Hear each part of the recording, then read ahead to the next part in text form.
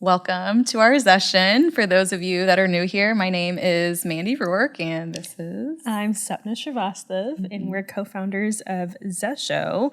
And so this is our session. Welcome to our session.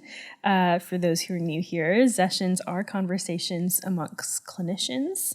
It's where we talk about topics that are typically addressed in the mental health world, often within actual therapy. And so we're bringing this to everyone, opening up the conversation to all, so that there's a perspective of clinicians who support clients daily with an open conversation. Yes, and our conversation today is with Adriana Rodriguez, and she is a LPC, Licensed Professional Counselor Associate.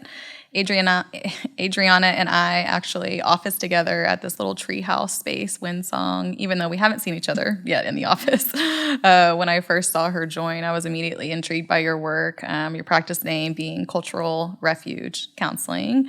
And as Sapna and I were just getting to know Adriana, we're like, you have to join us today. We want to pick your brain, understand what your practice is all about, and also just gain your perspective and hear your voice and everything. So feel free to introduce yourself too.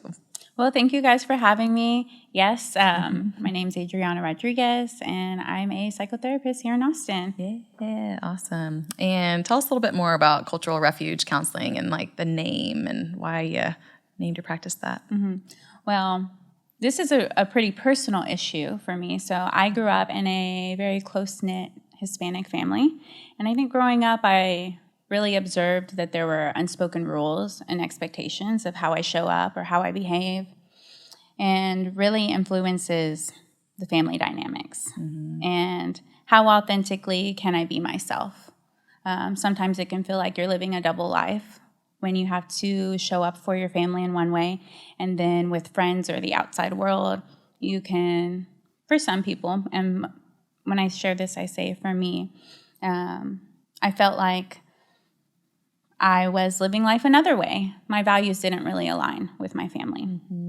And a lot of the time I internalized that, well, if my values don't align, then I might be a bad person for that.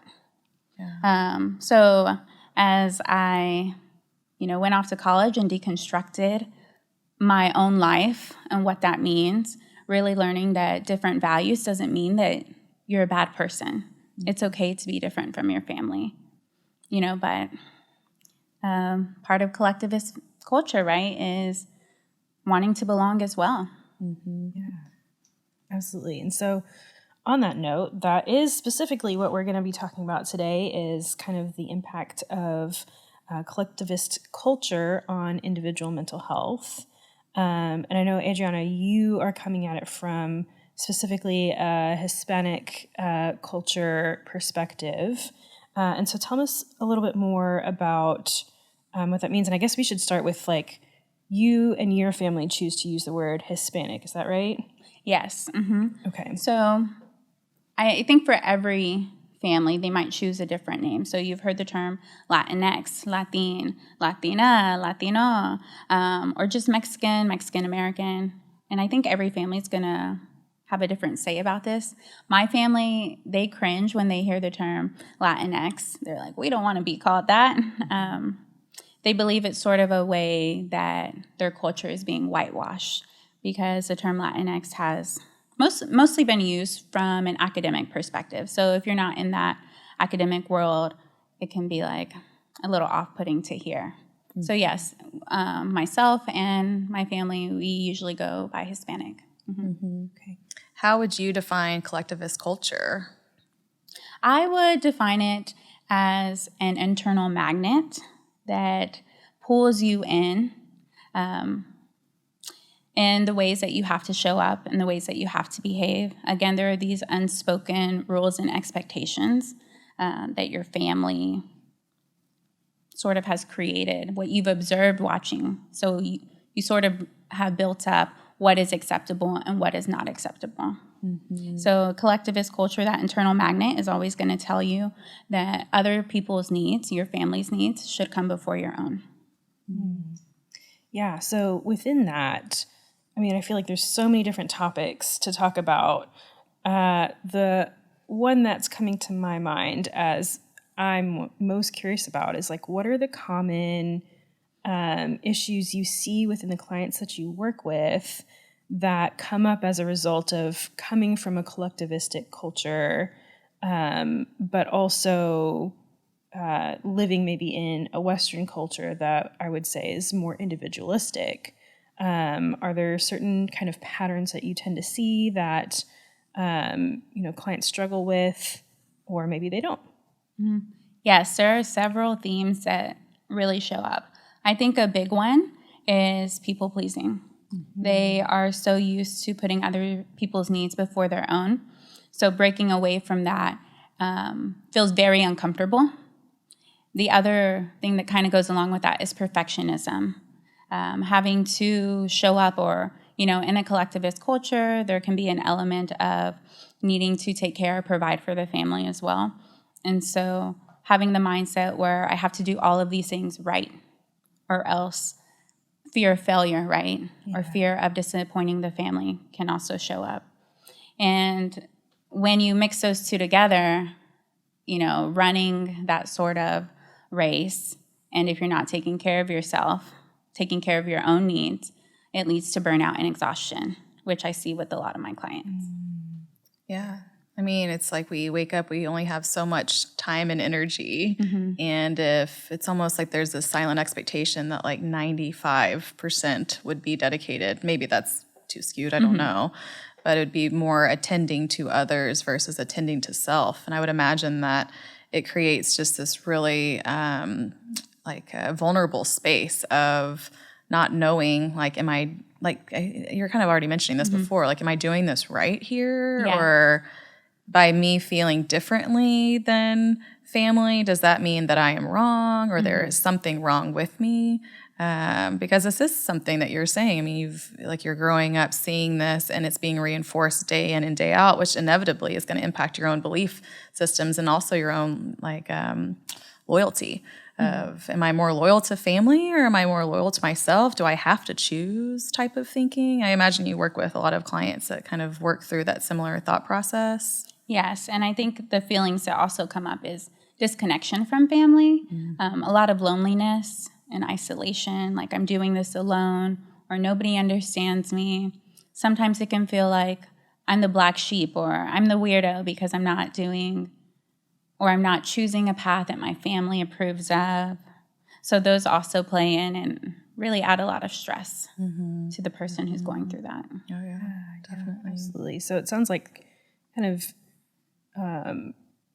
because I would imagine it's also really hard to necessarily recognize that that's specifically what we're going through. Like, we tend to feel like we can recognize maybe, and I might be speaking from a little personal experience here as someone whose family is from India, and also a collectivistic culture, a different one, but similar in a lot of ways, of like, there is a lot of inherent people pleasing or perfectionism, or kind of feeling that loneliness of like, is it okay for me to have these feelings myself, or these different values from my family, or this different approach to life or to my career or what have you.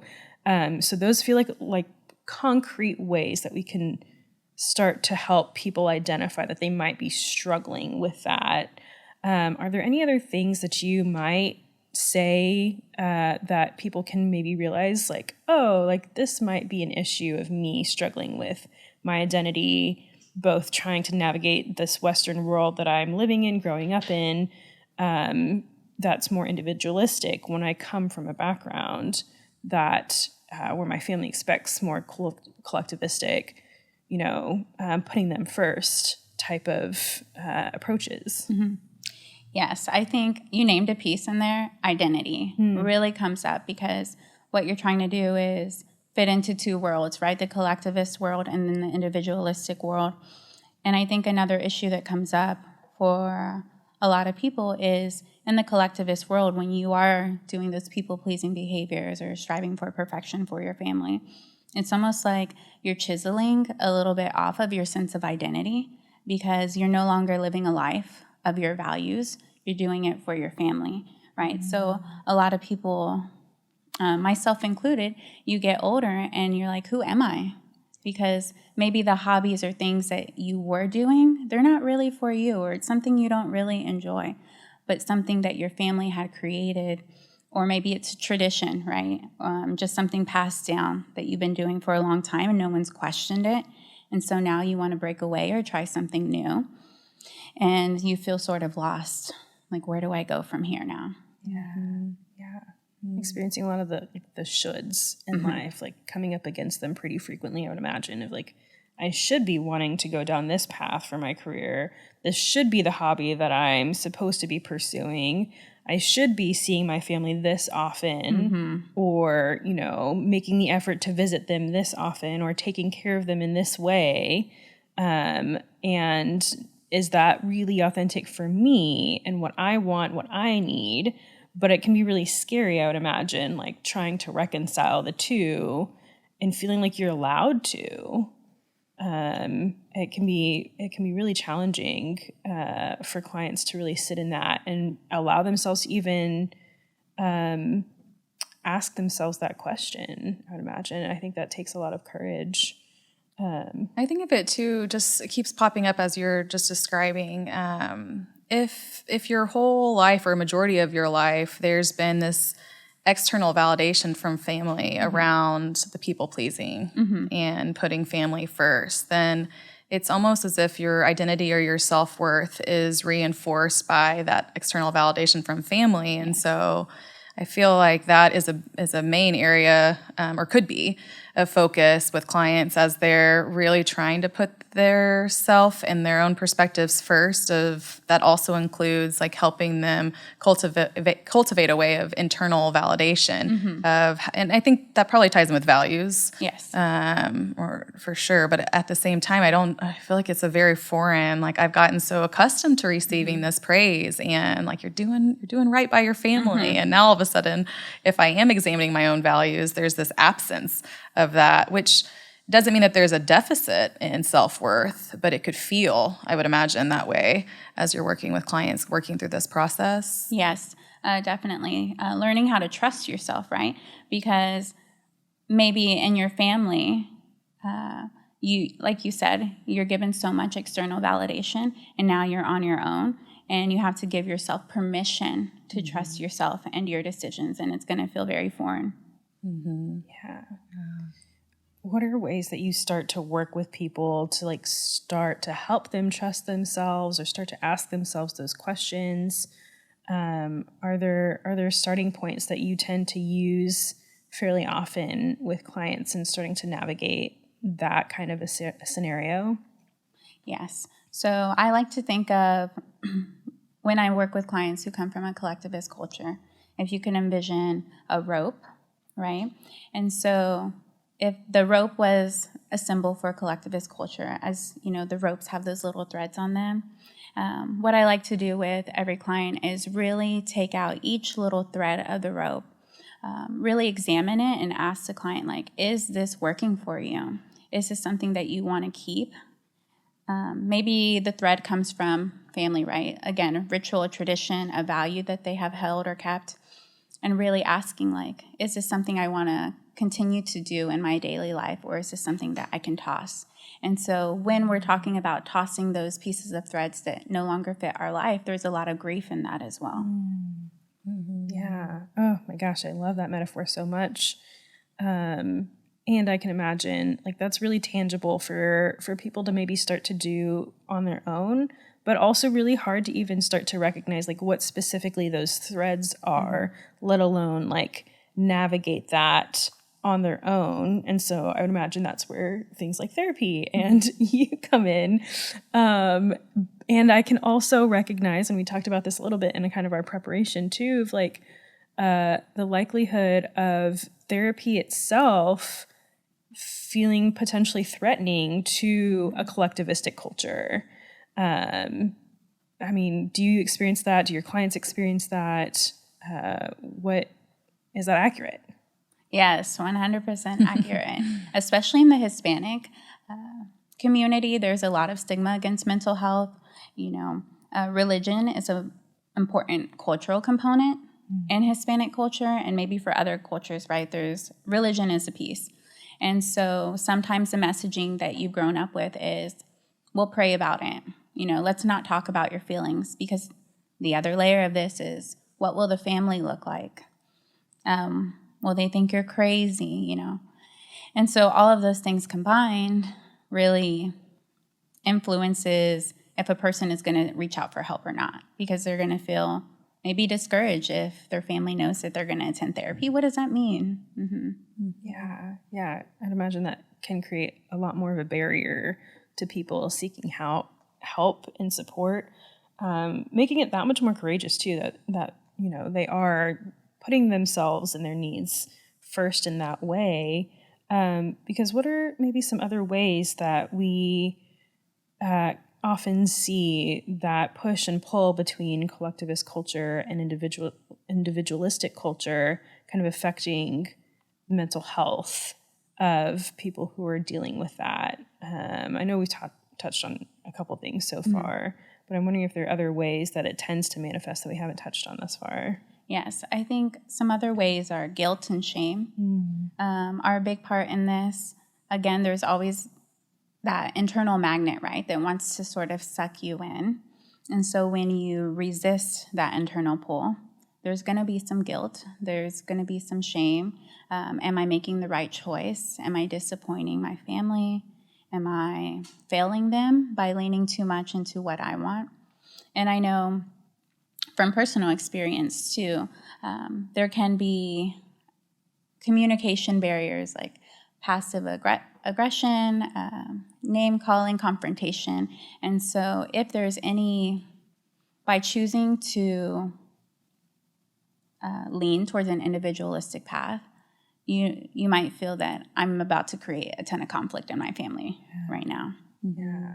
And with that, I think I've experienced this too in supporting clients that come from more of this collectivist cultural background of, if I have a sibling who still subscribes to that and they're comfortable with it, they're okay. So their values, their rope, they look at it and they're like, yep, I'm going to continue on that path with my family. And I think you were kind of alluding to this earlier, but the person who is deciding, like, for instance, religion doesn't fit in my life in the way that it fits for my brother or my sister or whomever, that it can almost feel like the magnifying glass is now on, like, what's wrong with this kid versus this kid. And I certainly don't think that there's anything wrong, but I think that I've experienced or witnessed a lot of criticism that can happen. And I think that's what you're talking about too here, of like the guilting and the shaming of, how can you turn away from all of this love and care and support that we've given you over these years and move into your own self? Like, it threatens just almost like the stability of the family unit, or it can feel that way, right?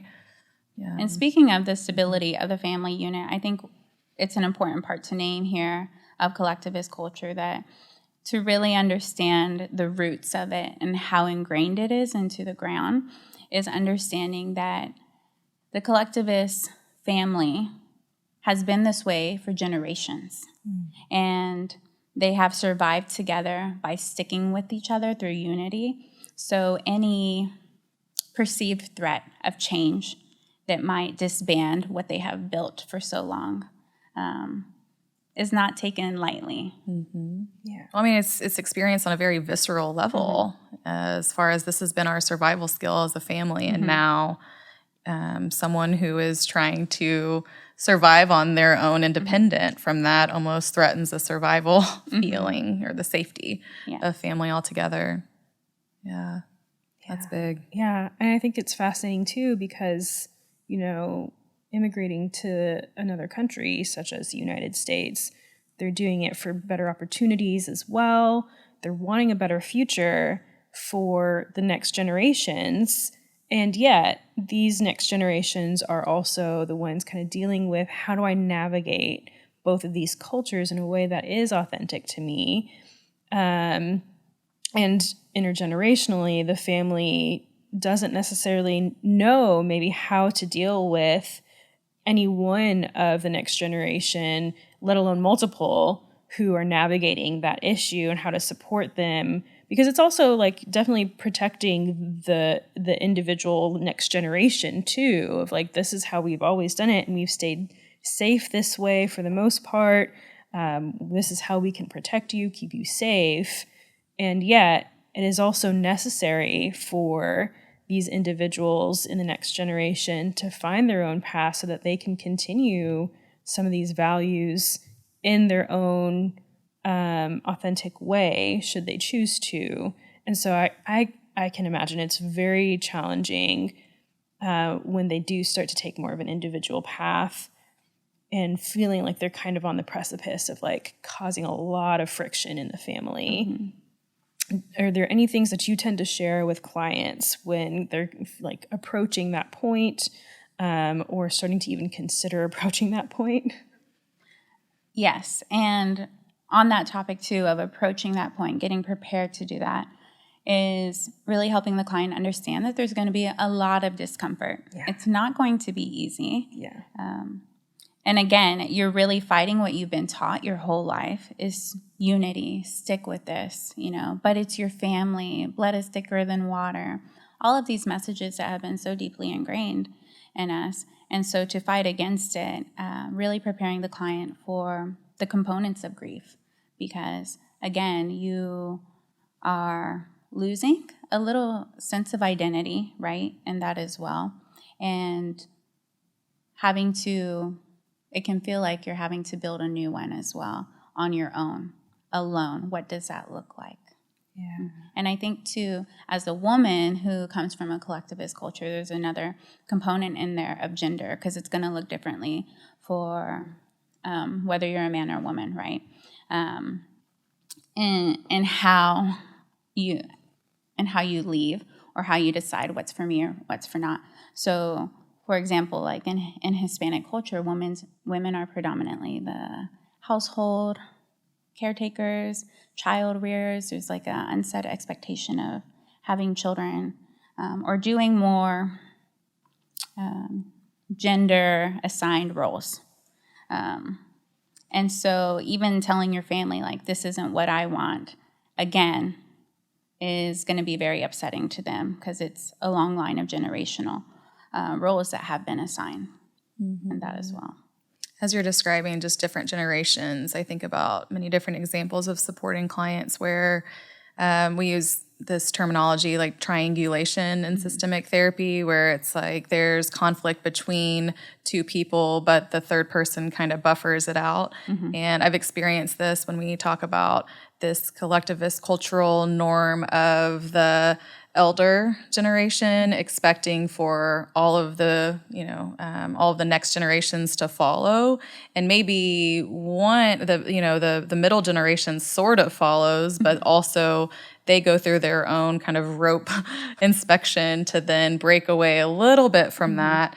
And then they have their children who are maybe examining their ropes, keeping going with the rope metaphor or analogy, where it gets to this level of conflict potentially between like the top generations, right? Where it's like, okay, the elders are going to their children saying, why aren't your children doing what we've set as the norm for family? So there can be conflict between the two of them, but then there can also be conflict really between the elder generation and the youngest generation, but I can just see it kind of compound in these triangles that happen in families. Do you experience that a lot in your work too? Yes, absolutely. Exactly what you're talking about, the criticism of one generation onto the next. And again, it really shows the fuel of how collectivism culture or collectivist cultures thrive and continue to live on is a sprinkle of, shame or criticism onto the next. And again, so when we're talking about that middle generation and then the present generation, right, they have seen through example that, they don't do exactly what the elders taught them. I can do that. So maybe the present generation might think, I can do that too, plus more. And so we're trying to take, or the present generation is trying to take a little bit more, right, than what the last generation did. And so elder generation just frowning down upon everyone. Because again, it kind of goes back to that. This is something that there's a function behind this belief. And if we go outside of that, that feels foreign, that feels unsafe.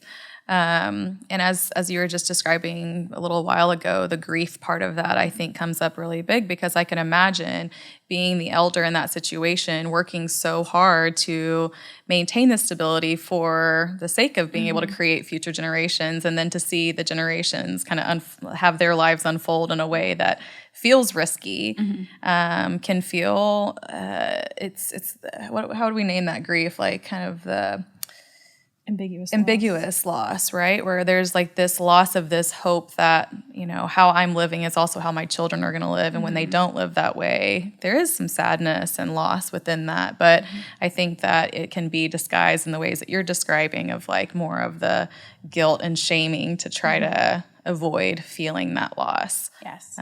And just to kind of continue with that, I think being from a younger generation, maybe the superpower is compassion here, but also incredibly hard to access when you're on the receiving end of criticism or shaming type stuff, to be like, okay, well, let's put yourself in the shoe of the elder here who is feeling all these things. It's a little tricky to engage, and how can we be compassionate to their grief when you are, on the receiving end of some hurtful stuff usually. And that's a great mention, because in that too, when there's things that are being said that are not being said, right? And I think the biggest thing is fear of loss of family, fear I'm going to lose everything that I spent time building, coming from the elder generation, right? And so taking it back to how can I be compassionate is really understanding that it's not really, it feels so personal, but when we take a step back objectively, really, it could be any one of us in the family that is choosing to do something different, and that's going to feel like a threat to the elder generation. And so understanding that compassion, the compassion can come naturally, or maybe not so naturally. When you can realize that, the criticism, the shame that they're building is coming from a place of fear. It's a very functional response in a lot of ways. Not maybe the most helpful, but it's coming from a place of, this is how we've done it to protect the family. This is how we've done it to protect the most people, which is ultimately the base of a collectivistic culture, right?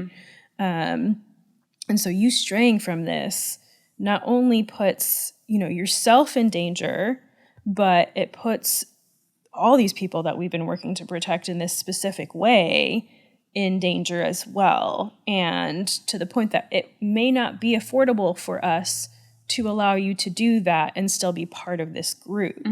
And so compassion may not come as easily, potentially, but there's also these expectations too of like, you're supposed to respect your elders oftentimes, right? That tends to be a pretty common theme in collectivistic cultures often, or at least in ones that I've experienced. And so that can compound, I would imagine, like the criticism and the fear and the shame that kind of both sides are feeling in that way. It's a lot of push and pull that's really hard to balance, both what you're experiencing if you were the younger generation, trying to be compassionate towards the older generation, and definitely for the older generation who's trying to protect the most people, and understand like why this feels so personal too in a lot of ways if the younger generation is going on their own path of sorts. Is that something that you've experienced also in your own work as well? Yes, it has. And again, talking about the compassion piece, I think it's important to note too that in having compassion for your elders, it is not an excuse, because some people might find resistance in, well, I don't want to be compassionate, they're criticizing me. Why should I try to understand them? And really realizing that I lost my train of thought. Okay.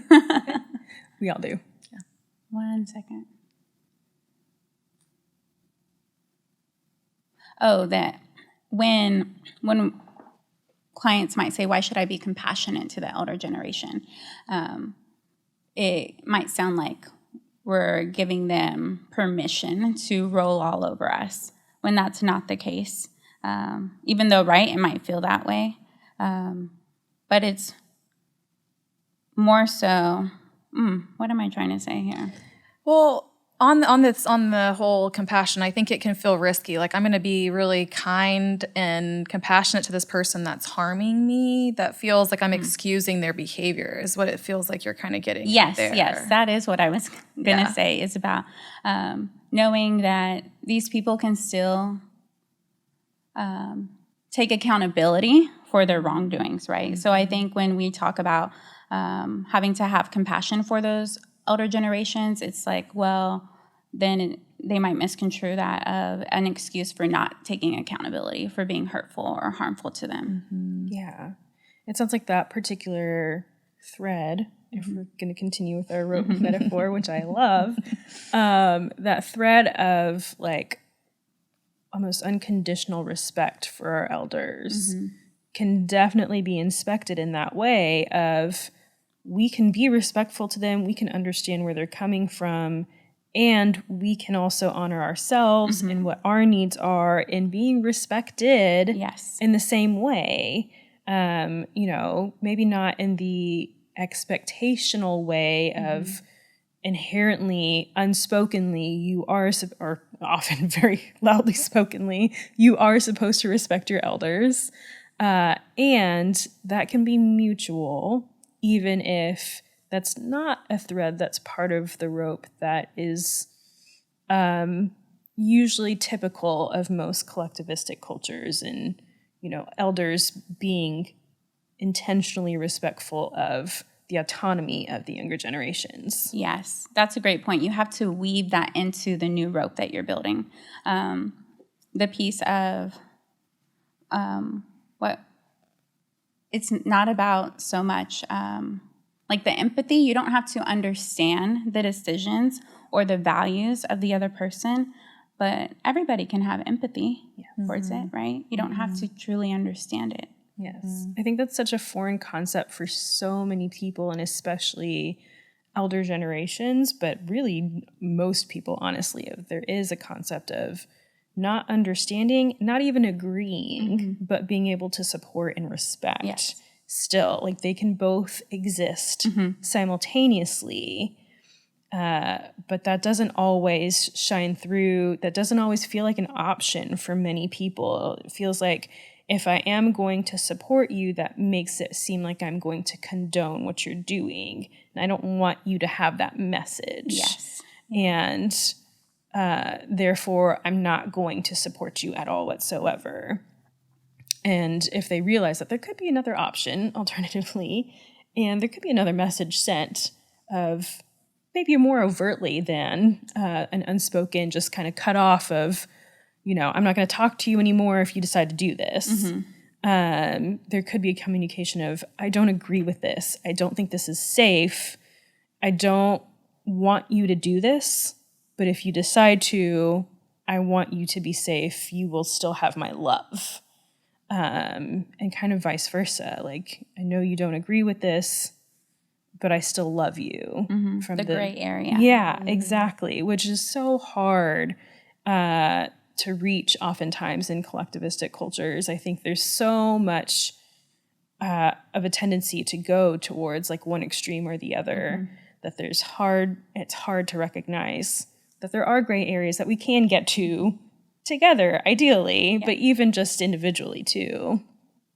So I'm not... Even within that, though, like kind of the black and white thinking, I know that if that's something that has been ingrained as a way of like, this is the right way, and then you are this emerging adult and you're like, well, that doesn't really fit with me anymore. So I'm going to go this direction. And then you immediately feel this shame or this backlash. That I've definitely experienced this with a lot of clients where it's like, oh, all right, never mind. I'm just going to cut off over here altogether. Yes. Like, it's safer if I just cut off. You kind of mentioned it in the sense of like elders maybe cutting off from the younger generation of just like this disapproval, they're out. And I think that happens a lot within the younger generation too, of like, I don't know how to navigate that. You know, this person is coming from years and years of experience, and I'm over here just trying to find my way. It feels safer if I just kind of cut and run. And I'm curious of how you help clients when it comes to that being kind of their natural reaction of, I'm just going to break free altogether. Do you help them kind of find that space between? I do. So really examining, like, is the reason you're doing this because there's no change, there's no compromise that can be made anymore? Is the behavior of your family harmful to the point where it's deeply affecting you? And for some, that might be the case. And for others, it might be, I still want a relationship, but coming to a place of acceptance of my family or my parents might never be approving or the way that I want. And am I okay living in that disapproval? It's a big question. Huge. And I think to your point too of what you're just describing, it's how do you even have those conversations of advocating for yourself of, I know this may be hard for you, or I know this may be unfamiliar to you. I still love you. I still respect you. This is what feels right to me. Like getting into the specifics of how do you even verbalize that stuff, because it's not something that has been really reinforced as like, hey, let's have you self-advocate. It's more of advocate for family. So when you try to advocate for yourself, I feel like it is a practice that takes practice. It's a process, you know? Yes, the practice of being uncomfortable, being uneasy. And with clients, it is a slow build up because having to do something that is so foreign, that feels unnatural, you're fighting against the resistance, is going to take time to feel comfortable sitting with that. Yeah. And that makes a lot of sense too, especially in the context of like many families with a collectivistic background do not discuss things overtly or openly. Like so many of kind of the rules and expectations are unspoken. And when you toe out of line is when you hear more about it or just get stone cold silence. And so figuring out what it even sounds like, looks like, feels like to even start to express yourself authentically for you to begin with, let alone being able to practice that to the point of expressing that to someone else in a way of being able to communicate with them when they aren't okay with that to begin with. Like, it is a challenging process. Yes, it makes me think of that saying, in collectivist families, a lot of stuff can get swept under the rug. And so being able to build up confidence to grab that piece of trash under the rug and pull it back out and be like, hold on, we're not done with this quite yet. Which, again, that's the difficult part, right? Yeah. It's power. Yeah. But it's also like courage within that of like being able to go under that rug to begin with and pull something out, let alone hold it up and be like, hey, like, we need to talk about this. I know we don't ever do that. I know this rug is filled with lots of stuff, but like this one matters to me. I need us to talk about it. And for that to also not be seen as a threat can be really challenging, I would imagine, too. Navigating how to go about that can be really tough. Are there particular tips or suggestions that you end up giving to clients to kind of help start to get used to the idea of initiating that process, or even start to initiate that process of actually bringing it up to family? Yes, what I usually work on with clients is boundary work, starting slow, because as you know, some of those traits or values can overflow and seep out into different areas of your life. So if you're used to being a people pleaser in your family, right, that might show up in your work life. And so learning how, starting at a smaller level of taking boundary practice into work. So if somebody asking you to work later than what you would not feel comfortable with, giving yourself permission to say no, starting on those smaller level things before finding the confidence build up to then tackle the bigger things of what's under the rug. Yeah, I love that. I've even worked with clients too, where it's like, even just starting at work to give yourself space to even think about expressing a no. Like, let me get back to you on that. Because it can be that uncomfortable to go against an authority figure. And especially when there are expectations of you. And so I love that. I love that as a suggestion of like starting to practice it in these smaller ways, and also starting to recognize simultaneously the ways that this kind of expectation of you has impacted your life in all these different avenues that you may not have realized before, or have realized and didn't know how to navigate differently in a way that's authentic for you, in a way that is in alignment with the vision that you have for your future and what you want your empowered self to look like. That could be very, very highly antithesis to the rest of your family. Yes, and on that note too, I think when you're doing boundary work, there's another little ghost or voice that might come up that's talking about, well, what will your family think? That sort of always the haunting thing, because we've learned that in a collectivist culture, it's about family image and how that's portrayed. And so learning to fight against that sort of voice that you keep hearing. Yeah, absolutely. Within that, I'm trying to think of how to bring this up too, because it feels like there's just this automatic reaction of people pleasing, or like you were just saying, considering family's voice over your own. And so it does take a lot of individual awareness and slowing down those natural reactions that you have. And it makes me think too of like how a possible natural reaction, something that has been brought up in different ways of taking it personally, right? Of like feeling like this is a personal problem. And to me, it reminds me of a professor at some point saying, be hard on the problem, but not hard on the person. And I think of that in this context too, of how can we be really just specific around the problem is that we're navigating the way that we're living with different norms now, and not one way or the other way is right, but we can understand the ways that we both are functioning, but we can be really just like hard on the fact that this is just a really hard difference of opinion. It almost is from one extreme to the next, but it doesn't mean that the person who believes one way is the problem or the other way is equally the problem. It's just, this is just feels problematic as it is, right? Yes. The context, right? It's not that you're a bad person, right? Or that they're a bad person. And I think sometimes we get into that black and white mindset of, well, I must be a bad person if I'm choosing different, when the truth of the matter is, it's okay to want different things.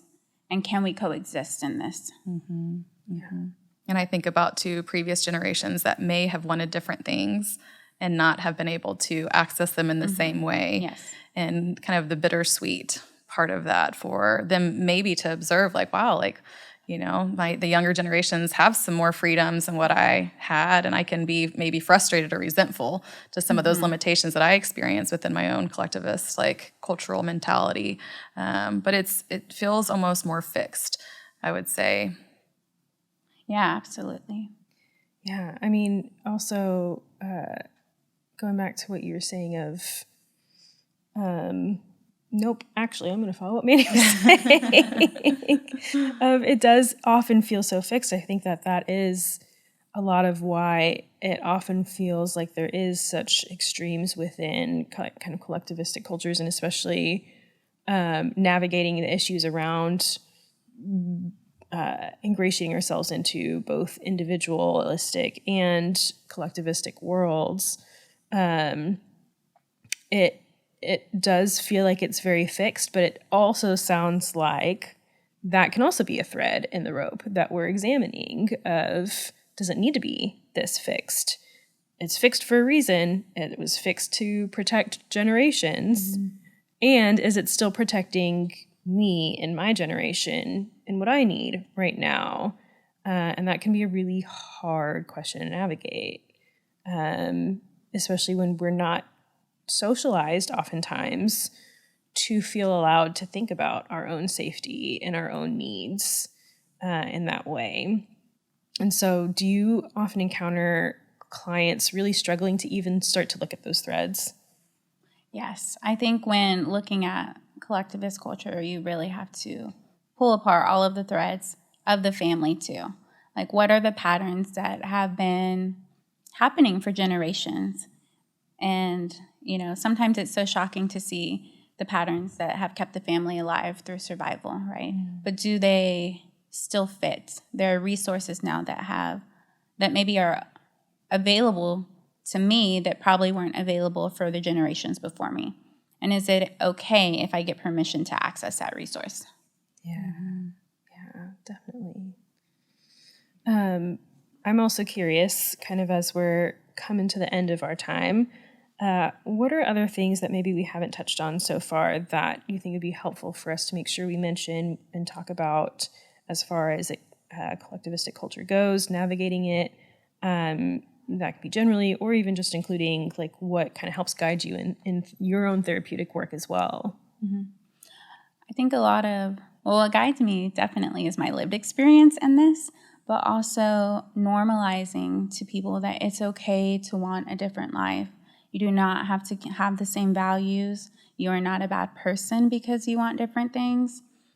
And I think, with the collectivist families or collectivist cultures, that morality piece is always haunting you in the background. And so again, just almost in a way reparenting yourself and giving permission. Again, you're not a bad person.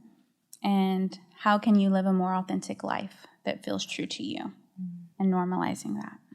Yeah, I love that. And that also reminds me of the point that I was thinking about earlier, going back to what you were saying, both of you earlier, of keeping the problem. So not taking on your desire to want something different from yourself than what your family has said before is what is right, as you being a problem, anything being wrong with you, but just that problem of having a difference and having a different way of needing to navigate the world that's different from what past generations have experienced.